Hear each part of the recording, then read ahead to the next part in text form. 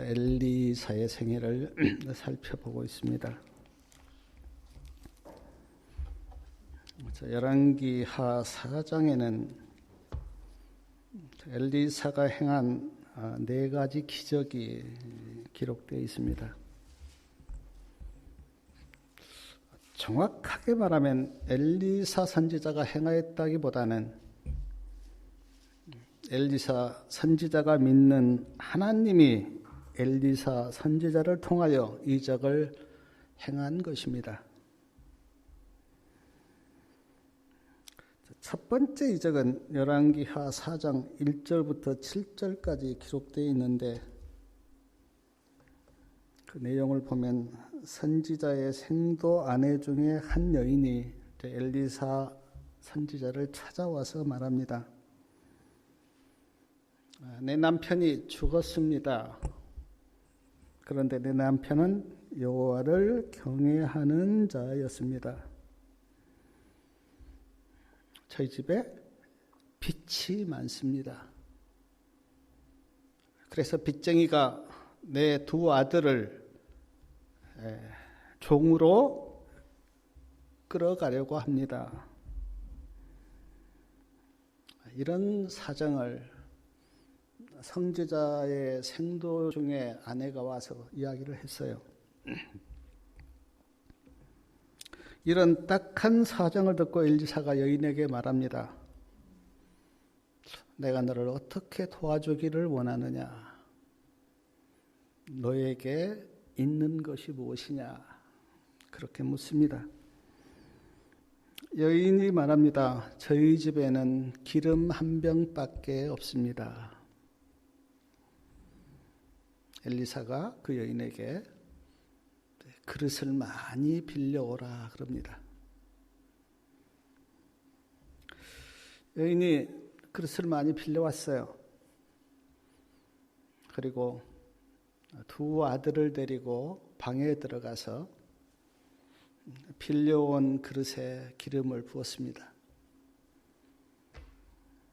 근데 기름이 떨어지질 않는 거예요. 그릇을 얼만큼 빌려왔는지 성경에 나와 있지 않아서 알 수 없지만 빌려온 그릇에 기름을 가득 다 채웠습니다. 열왕기하 4장 7절에 보면 엘리사 선지자가 여인에게 이렇게 이야기합니다. 너는 가서 기름을 팔아서 빚을 다 갚으라. 그리고 남은 것으로 너와 2 아들이 생활하라. 이것이 열왕기하 4장에 나온 첫 번째 이적이에요. 자, 이 이적이 우리에게 주는 교훈이 무엇인지 잠깐 생각해 보면 아주 어려운 처지에 있는 가정이었어요. 자, 남편은 죽었죠. 빚은 많습니다. 가진 것은 기름 1병밖에 없는 어려운 처지에 있는 가정. 그 가정을 엘리사가 이적을 베풀어서 빚도 갚게 하고 생활하도록 그렇게 도왔다고 하는 말씀이에요. 사랑하는 여러분, 하나님께서 어떤 때는 이렇게 이적을 베풀어 우리를 돕기도 합니다. 그리고 어떤 때는 사람들의 마음을 움직여서 돕기도 해요. 제가 전에 이렇게 TV를 보면 TV에 불쌍한 사람들을 방영을 해줘요. 그리고 이제 온라인 번호가 나옵니다. 전국적으로 많은 사람이 그 사람을 도와요. 저도 실제적으로 경험한 적이 있는데, 저희 아버님이 다리가 불편하셨어요. 근데 우리 아버님이 얼만큼 일을 열심히 들어가서 하시는지 그게 이제 소문이 난 거예요. 어떤 한 사람이 방송국에 제보를 했습니다. 그리고 세상에 이런 일이에 우리 아버님이 나오셨어요. 근데 여러 사람이 우리 아버님께 돈을 보내왔어요. 그때 제 마음이 별로 편치가 못해서 내가 제보 한 사람한테 좀 따졌어요. 왜 우리가 자식이 있는데 자식한테 말 한마디 없이 그렇게 제보를 하면 어떻게 하느냐고. 내가 알고 보니까 제보한 사람에게 방송국에서 많은 혜택을 주더라고요. 그래서 그런 경우도 있는데 불쌍한 사람을 보면 도우려는 마음이 있어요. 근데 이 마음을 누가 넣어주시는가? 하나님이 주신 겁니다. 하나님이 인간을 창조하실 때 하나님의 형상을 넣어주셨는데 그 하나님의 형상이 우리로 하여금 불쌍한 사람을 보면 도울 마음이 생겨요. 그래서 궁극적으로 보면 하나님이 도우신 거예요. 또 하나 제가 이 말씀을 이렇게 묵상하면서 깨달았던 게 이제 여인의 믿음이었는데, 하나님께서 이제 엘리사 선지자를 통해서 여인에게 그릇을 빌려오라 그렇게 말씀하셨어요. 저 같으면 아마 따졌을 거예요. 왜 그릇을 빌려오라고 합니까? 저는 그런 사람이에요. 궁금한 거 따져야 돼요. 그리고 만약 엘리사 선지자가 그릇에 기름을 채우려고 합니다라고 만약에 그렇게 말씀하셨다면 저는 믿어지지 않았을 것 같아요. 기름은 한 병밖에 없는데 그릇을 빌려오라고 하니 우리 성도님들 같으면 믿겠습니까? 그런데 말씀을 보면 여인은 그 말씀을 믿었어요. 여인이 왜 그릇을 빌려오라고 합니까? 라고 따졌다는 말씀이 성경에 없어요. 그리고 동네를 다니면서 그릇을 많이 빌려왔습니다. 제가 말씀을 볼 때, 이 여인의 믿음이 대단하구나. 마태복음 8장 13절에 보면 믿음대로 될저다 그렇게 말씀하셨는데, 이 여인의 믿음이 대단하구나. 믿음이 있었기에 믿음대로 됐구나 하는 생각이 들었어요. 사랑하는 여러분, 하나님의 말씀을 보면 우리의 이성으로 이해가 되는 말씀도 있고 이해가 안 되는 말씀도 있습니다. 만약 성경을 이성적으로 다 이해해서 믿으려고 하면 못 믿을 겁니다. 성경에는 너무도 많은 기적과 또 하나님의 놀라운 일이 이렇게 벌어지기 때문에 이성적으로 이해를 해서 믿으려고 하면 못 믿을 거예요. 근데 놀라운 일은 우리 이성으로 이해가 되든 이해가 안 되든 하나님의 말씀을 믿으면 말씀이 놀랍게 이루어진다고 하는 말씀이 너무도 많습니다. 믿으면 말씀이 이해가 돼요. 근데 안 믿으면 말씀이 이해가 안 됩니다. 그래서 무엇이 먼저냐면 믿음이 먼저예요. 믿으면 성령이 깨닫게 하셔서 말씀이 이해가 되도록 그렇게 이끄세요.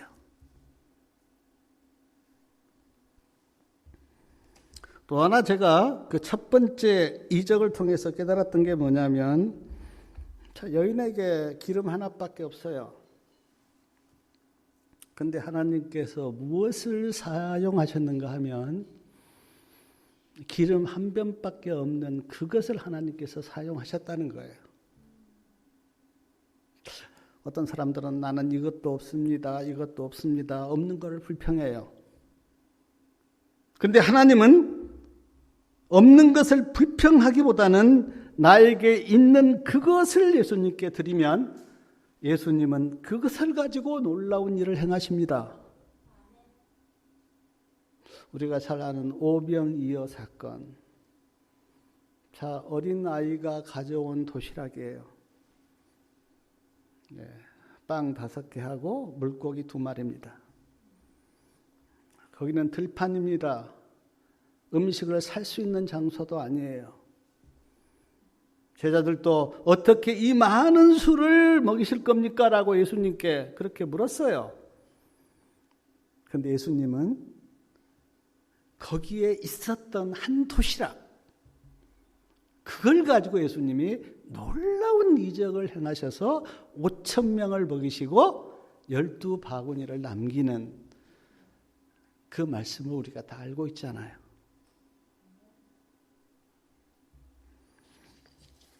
사랑하는 여러분, 우리 성도님들에게 있는 것이 분명히 있을 거예요. 저에게도 있습니다. 나는 이것이 없습니다라고 불평하지 말고 있는 그것을 믿음으로 예수님께 드려보십시오. 예수님이 그걸 사용하세요. 여인이 가지고 있었던 것은 기름 한 병. 근데 그 기름 한 병으로 엘리사 선지자는 놀라운 이적을 행하셔서 빚도 갚게 하고 생활하도록 그렇게 도우신 거예요. 실제적으로 보면 우리가 가진 것이 얼마나 많습니까? 저도 어떤 분이 오늘 지금 우리가 생활하는 이 생활의 수준은 조선시대의 왕이 살았던 생활보다 더 좋다 그러셨는데 사실 아닙니까? 조선시대에 무슨 TV가 있고 차가 있고 뭐 전화기가 어디 있어요 그때. 가진 건 많아요. 근데 문제는 내가 가지고 있는 그것을 믿음으로 주님께 드리는가. 그것이 문제예요. 사랑하는 여러분, 우리가 어떤 것을 가지고 있든 그것을 믿음으로 주님께 드릴 수 있는 믿음이 있기를 바랍니다. 그러면 주님께서 그것을 사용하셔서 놀라운 일을 행하세요. 두 번째 이적은 열왕기하 4장 8절부터 37절까지 나와 있는데 우리가 잘 아는 수넴 여인에 대한 말씀입니다. 수넴은 이름이 아니에요. 지역 이름입니다. 지역. 길보아 산이 있는데 남쪽에 수넴이 있고 제가 찾아보니까 이사갈 지파에 속한 땅이에요.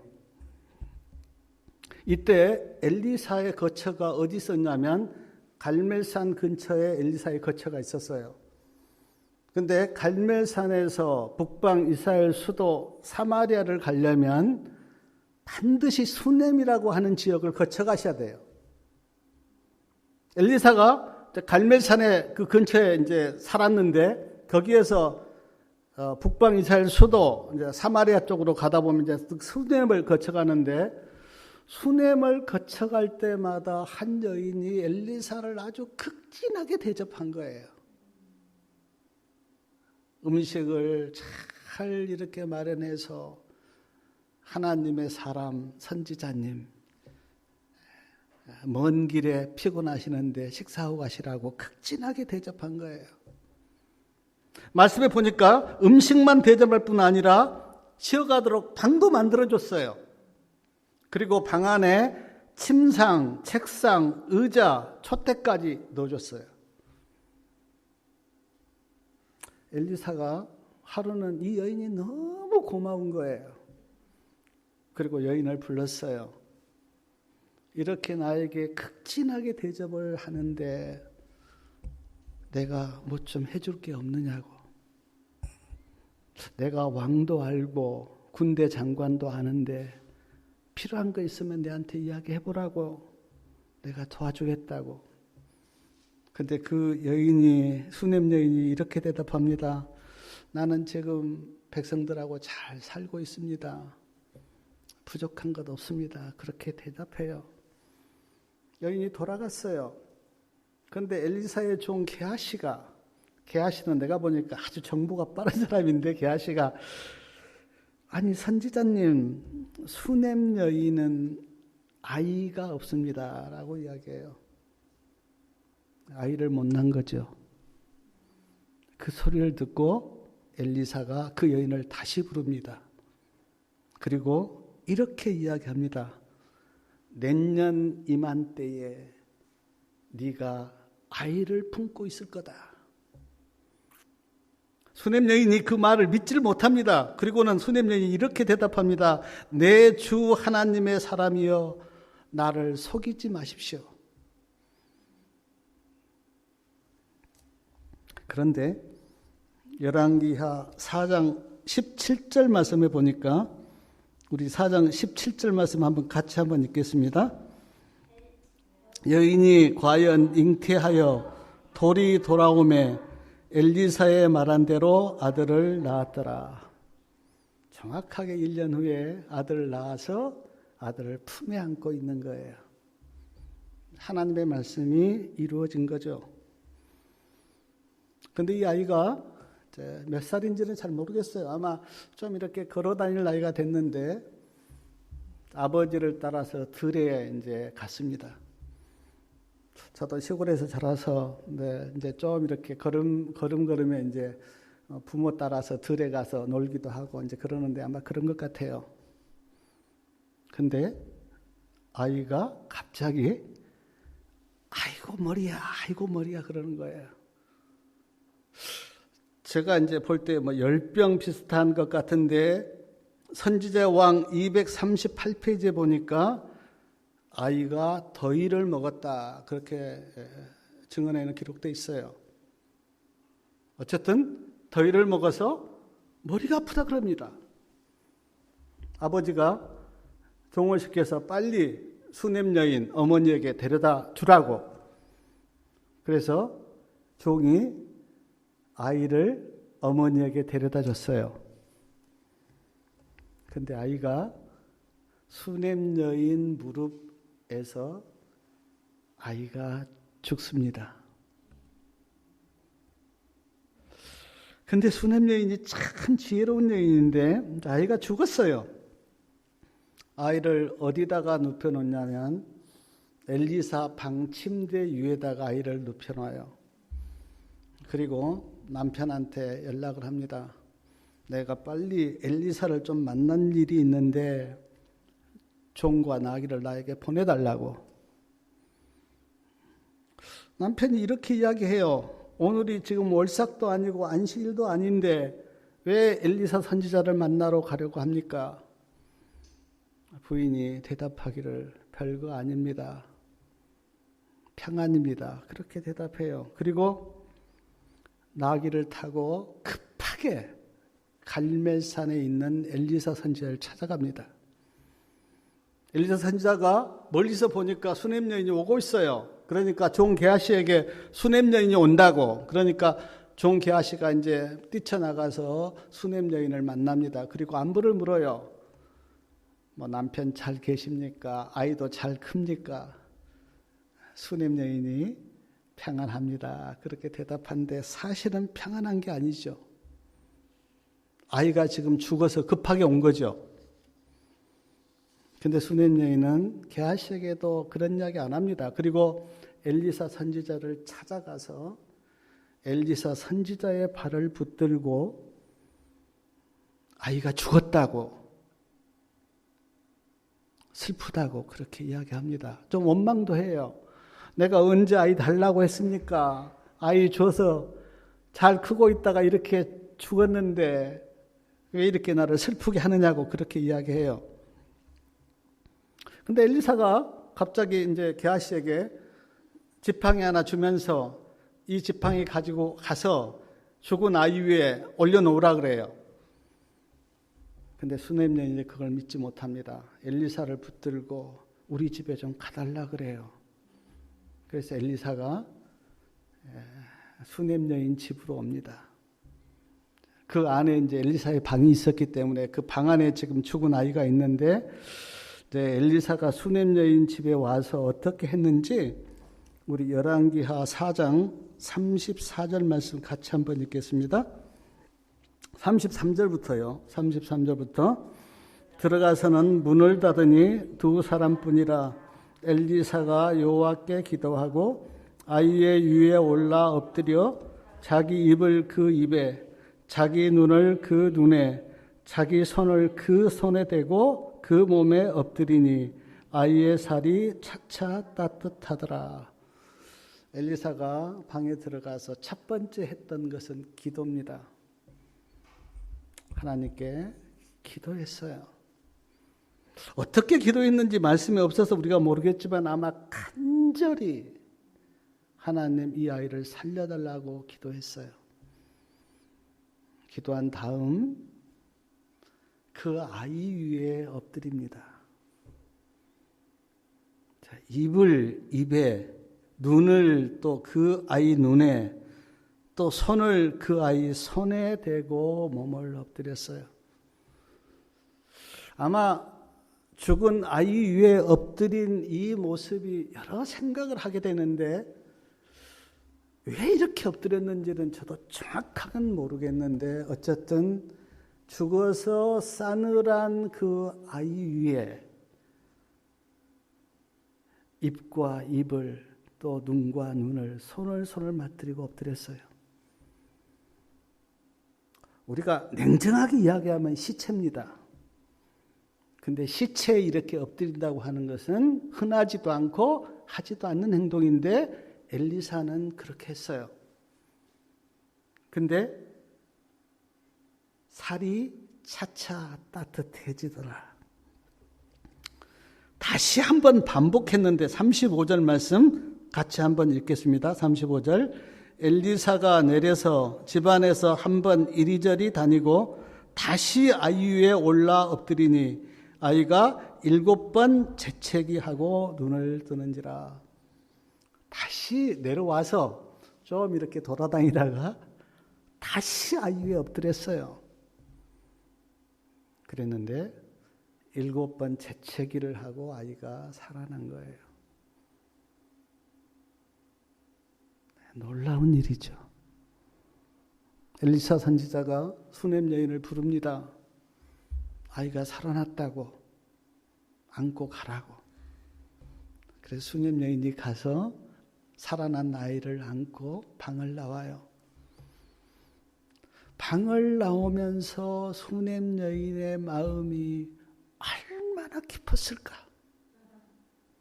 얼마나 하나님을 찬양했을까?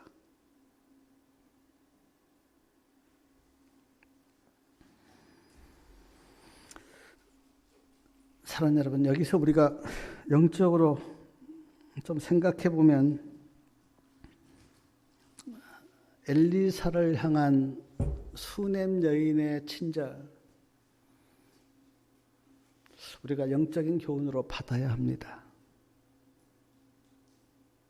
하나님의 사람이라고 열왕기하 4장을 읽어보면 이 수넴 여인이 엘리사를 이렇게 부를 때 하나님의 사람 그렇게 불렀는데 하나님의 사람이라고 아주 친절하게 온 정성을 다하여 베푼 수넴 여인의 친절. 우리는 누가 됐든 하나님을 믿는 사람을 우리는 어떻게 대합니까? 너무 소홀히 대한 건 아닌가요? 수넴 여인처럼 하나님을 믿는 사람을 온 정성을 다하여 사랑을 나누고 그렇게 친절하게 베푼 그런 마음이 우리에게는 있습니까? 너무 무관심하고 너무 이기적인 것 아니에요? 세상 사람이 오로지 자기만 아는 그 어떤 세상의 풍조가 우리에게도 밀려와서 나만 좋으면 되고 나만 편하면 되고 나만 괜찮으면 되고. 수넴 여인은 하나님의 사람 엘리사를 그렇게 대하지 않았어요. 그러니까 수넴 여인에게 하나님께서 어떤 축복을 하셨는가? 아이가 없었는데 아이를 갖도록 그렇게 도우신 거죠. 우리는 다 알고 있습니다. 분명히 베풀면 더 많은 축복이 나에게 온다고 하는 것을 알고 있어요. 우리는. 그게 만고의 진리 아닙니까? 예수님도 산상순에서 남에게 대접을 받고자 하는 대로 너도 남을 대접하라 그렇게 말씀하셨는데, 이 진리를 알고 있으면서도 우리는 잘 못하죠. 나만 생각하기 때문에. 이타적인 사랑에 대해서 우리는 성경에서 배우면서도 이타적인 사랑을 우리는 못합니다.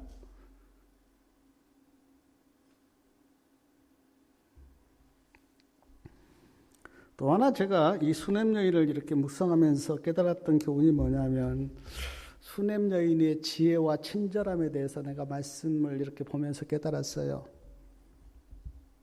우리 같으면 솔직히 키운 아기가 죽으면 어떻습니까? 우리는 아마 난리가 날 거예요. 막 우왕좌왕하고 막 당황하면서 만난 사람마다 내 아이 죽었다고 막 그렇게 부르짖고. 근데 수냄 여인의 이렇게 행동을 보면 전혀 그렇지가 않아요.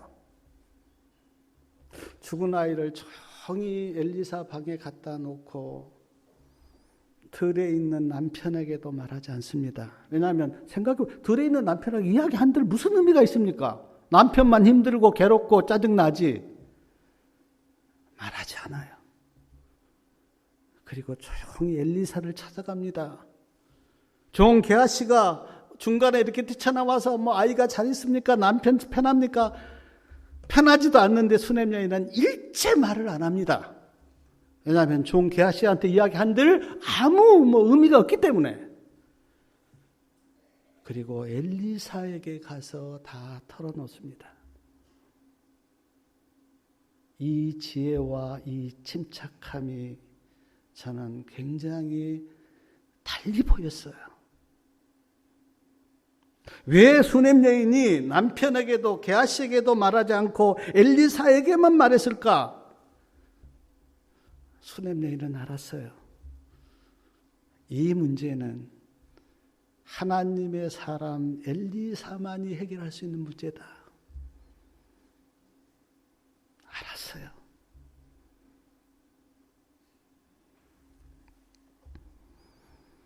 사랑하는 여러분, 어떤 문제가 일어났을 때 누구를 찾아가며 누구에게 말해야 할지 그런 지혜와 믿음이 있으십니까? 수냄 여인은 아기가 죽었을 때 내가 누구를 찾아가며 누구에게 말해야 할지 알았어요. 지혜로운 여인이었어요. 근데 우리는 내 앞에 어떤 문제가 있을 때 내가 이 문제를 누구에게 가지고 가며 누구를 찾아가야 할지 그런 지혜와 믿음이 우리에게는 있습니까?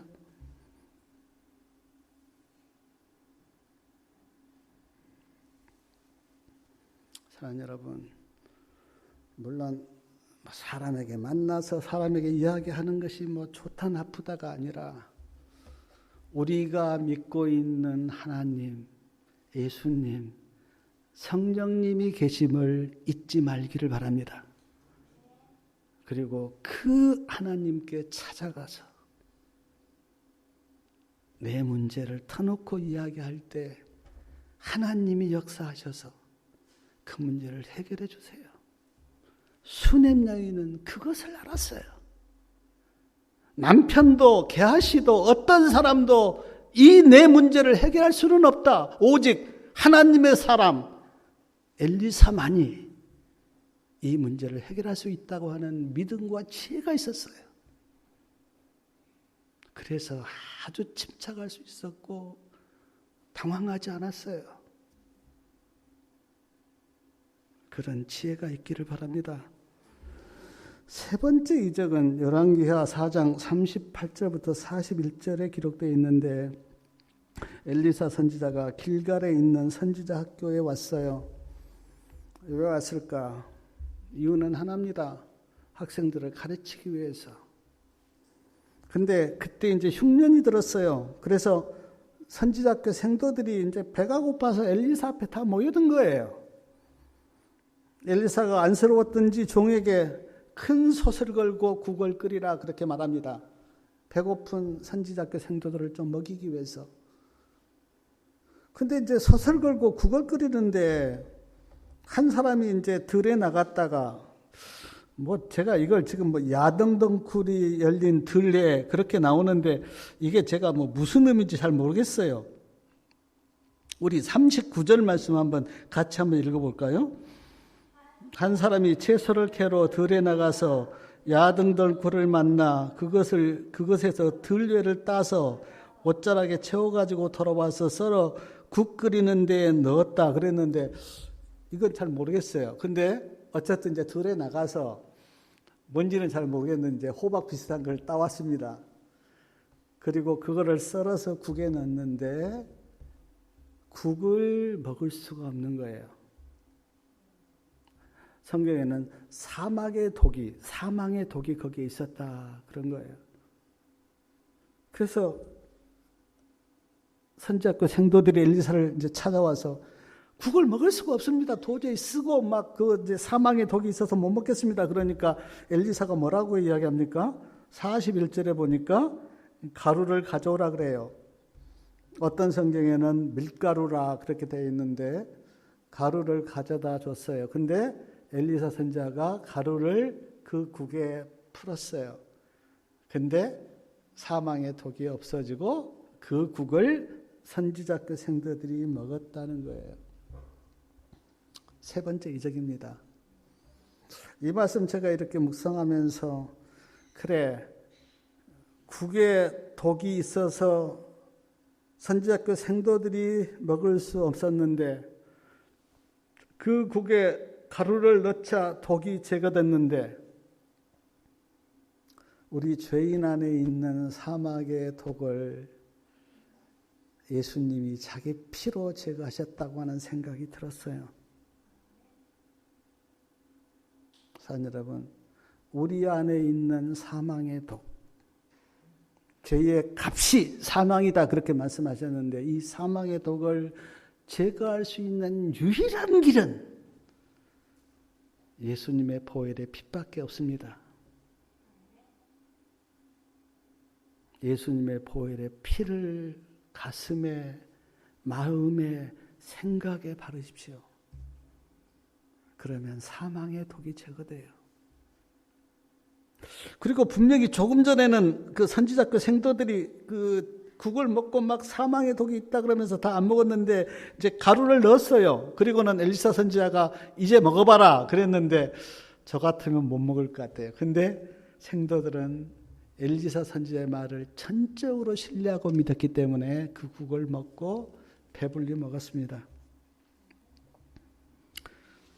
또 하나의 이적이 이제 네 번째 이적인데 열왕기하 4장 42절부터요 44절에 이렇게 나와 있는데 한 사람이 바알살리아에서부터 이제 왔는데 보리떡 20개 하고 자루에 담은 채소를 가지고 왔습니다. 제가 전에 찾아보니까 보리떡 20개와 채소는 20명이 먹을 수 있는 양식이에요.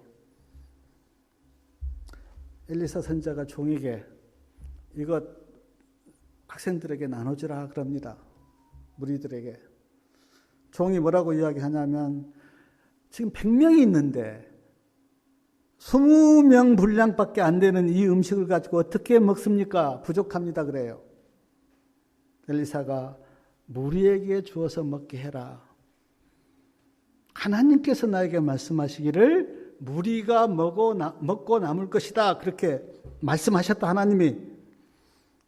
종이 보리떡 20개하고 채소를 100명의 무리에게 줬어요. 그런데 말씀해 보니까 100명의 무리가 먹고 남았다. 이적이 일어난 거죠. 이 말씀이 지금 열왕기하 4장에 기록되어 있는 네 가지 기적입니다. 제가 말씀을 이렇게 마치면서 이 네 가지 기적이 주는 의미에 대해서 좀 생각해 보고자 합니다.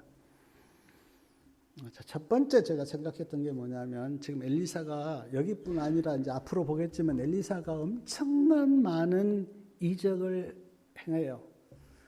구약의 선지자가 뭐 여러 명이 나오는데 구약의 선지자 중에 가장 많은 이적을 행했던 선지자가 엘리사 선지자예요. 근데 예수님도 우리가 복음서를 보면 많은 이적을 행합니다. 그런 의미에서 엘리사가 누구를 표상하냐면 예수님을 표상합니다. 엘리사 선지자를 우리는 평화의 선지자 그렇게 불러요. 엘리야는 막 전쟁하고 싸우고 죽이고 하는데 엘리사는 그렇지 않았어요. 그래서 엘리사를 우리가 평화의 선지자라고 부르는데 예수님도 평화의 사람 아닙니까? 그래서 우리는 엘리사가 이런 면에서 예수님을 표상한다. 자, 요셉이 팔려갔습니다. 예수님도 팔렸어요. 은 30에. 요셉은 팔렸다고 하는 면에서 예수님의 표상이에요. 모세는 이스라엘 백성들을 애굽에서 구원했습니다. 그런 면에서 백성들을 구원했다고 하는 면에서 모세는 예수님의 표상이에요. 다윗은 왕입니다. 예수님도 왕이세요. 빌라도가 물었어요. 네가 왕이냐? 예수님이 뭐라고 대답했습니까? 내가 왕이다. 마태복음은 예수님을 왕으로 표상합니다. 누가복음은 예수님을 인자, 사람으로 표상해요. 마가복음은 예수님을 종으로, 인간을 섬기러 오신 종으로 표상합니다. 요한복음은 예수님을 하나님으로 표상해요. 그러니까 예수님의 내면, 마태는 왕으로, 누가는 인자로, 마가는 종으로, 요한은 하나님으로 예수님의 내 모습이 내 사복음서에 다 나와 있는데 종으로 팔렸다고 하는 면에서 요셉은 이제 예수님을 표상하고 에레미야는 고난을 많이 겪었잖아요. 오면서도 성경하고 에레미야에 대해서 이야기했는데 고난을 많이 겪었다고 하는 면에서 에레미야는 또 예수님을 표상해요. 엘리사가 지금 열왕기하 4장에서도 4가지 계속 나오는데 이적이 그런 면에서 엘리사는 예수님을 표상한다. 사랑하는 성도 여러분, 우리 성도님들은 어떤 면에서 예수님을 표상합니까? 나는 성품이 예수님처럼 좋아. 그런 면에서 나는 예수님의 표상이야. 그런 거 있습니까? 나는 불쌍한 사람들을 많이 도왔어. 그래서 나는 그런 면에서 예수님의 표상이야. 나는 기도를 많이 했어. 그런 면에서 나에게는 예수님의 표상이야. 그런 것 있습니까? 사랑하는 성도 여러분, 저나 우리 성도님들이 다 어떤 부분에 있어서 예수님의 표상이 되기를 바랍니다. 또 하나 제가 엘리사가 행한 4가지 기적을 이렇게 묵상하면서 깨달았던 게 뭐냐면 다 어려운 사람을 도왔어요. 빚은 많고 먹을 것이 없는 여인 엘리사가 돕습니다. 아들이 죽은 수넴 여인 엘리사가 도와서 기적을 베풀어서 아들을 살려요. 중년이 들어 배고픈 선지자 학교 학생들 기적을 베풀어서 먹입니다. 보리떡 20개와 채소 20명밖에 먹을 수가 없는데 기적을 베풀어 100명이 먹게 해요.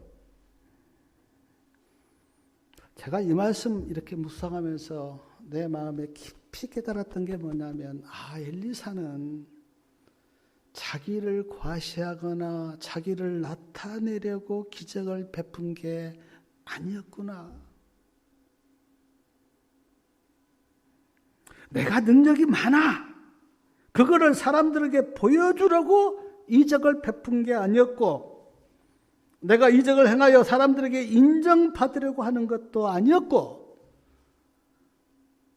내가 어떻게 어려운 사람들을 도울까라고 생각하다가 이적을 베풀어서 그렇게 한 거예요.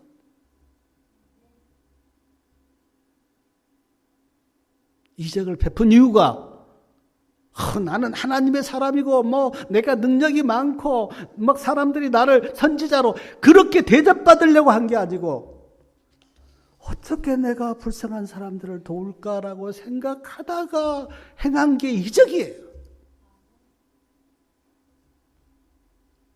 솔직히 우리하고는 차원이 다르잖아요. 제가 이렇게 사역을 참 부족하지만 하고 있는데 하나님께서 나에게 내가 너에게 한 가지 너의 어떤 소원을 들어줄게. 소원이 뭐냐라고 물으면 물론 이제 어떤 목사로서 설교도 잘하고 이런 거 다 좋죠. 근데 제가 볼 때 하나님께 내 한 가지 소원 들어줄게 말해봐라 그렇게 이야기하면 저는 내가 기도하는 사람이 고침받는 게 소원이에요. 제가 병원에 이렇게 문병 가서 기도할 때마다 그리고 기도하고 나올 때마다 얼마나 부끄러운지 내가 기도하면 하나님께서 나를 들어서서 그냥 이렇게 환자들이 치료 안 받고 그렇게 하나님의 살아계심이 이렇게 나타나고 하면 얼마나 좋을까. 제가 유전 가서 한번 기도했는데 제가 그때 진짜로 간절히 그 영혼이 너무 불쌍해서 간절히 기도했어요. 근데 3일 후에 돌아가셨다고 하는 연락이 온 거예요. 하나님, 부족한 나를 통해서 내가 기도하는 영혼들이 치료 안 받고 낫는 도구로 쓰임받으면 엘사처럼 얼마나 좋을까. 근데 엘리사는 절대 그런 놀라운 이적을 베풀고도 자기를 조금 더 나타내지 않았는데 아마 인간은 우리는 그렇게 되면 목에 힘주고 내가 봐라 나는 이렇게 기적도 행하고 제가 그 옛날에 요즘은 제가 잘 모르고 옛날에 기도원에 가면 막 기도해서 낫고 하면은 얼마나 그분들이 그럴까봐 그런 능력을 주시지 않는 것 같아요. 4가지 이적을 통해서 하나님은 구원을 베푸신 거예요. 엘리사의 뜻이 뭡니까? 엘리사의 뜻이 나의 하나님은 구원이시다. 구원이신 그 하나님이 어렵고 배고프고 죽은 자에게 구원을 베푼 것이 열왕기 4장에 기록되어 있는 4가지 기적이에요. 구원을 베푼 거예요. 구원을. 배고프고 힘들고 어렵고 죽은 자에게 구원을 베푼 거예요. 그리고 하나님께서 하나님이 누구신가를 보여준 거예요. 하나님이 누구신가를. 하나님이 가난한 자를 도와주시고 죽은 자를 살리시고 배고픈 자를 먹이시고 부족한 자를 채워주시는 하나님. 왜냐하면 그때 이스라엘 백성들은 바알이 그렇게 한 줄 알았거든요. 바알이 먹이시고 바알이 우리를 살리고 바알이 우리의 부족한 채워주고 근데 4가지 이적을 통해서 바알이 너희를 먹이고 부족한 것을 채워주고 살린 게 아니라 하나님이 살린다고 하는 것을 엘리사 선지자를 통해서 그렇게 보여준 거예요.